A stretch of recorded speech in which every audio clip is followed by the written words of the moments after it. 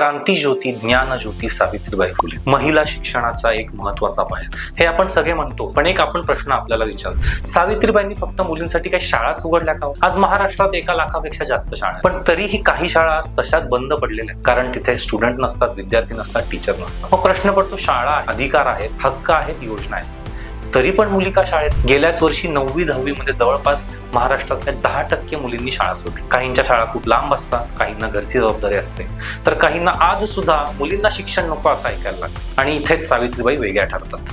त्यांनी फक्त शाळा उघडून थांबवल्या नाही, तर मुलींना शिकायला प्रवृत्त केलं. दगड, शिव्या, अपमान सहन करूनही मुलींनी शिकायला हवा हा विचार त्यांनी समाजात रुजवला. म्हणून आज त्यांच्या जयंतीसाठी आपण एक नक्की करावं, फक्त जयंती साजरी करू नये किंवा विद्यापीठाला नाव. आपल्या आजूबाजूला शेजारच्या घरातली मुलगी शाळेत जातीये का, ती टिकतीये का, 9वी 10वी पर्यंत पोहोचतीये, हे सुद्धा लक्षात घ्या. कारण आपल्या ज्ञानज्योती सावित्रीबाईंना फक्त फोटोमध्ये नाही, तर प्रत्येक शिकणाऱ्या मुलीमध्ये जिवंत ठेवायचं आहे.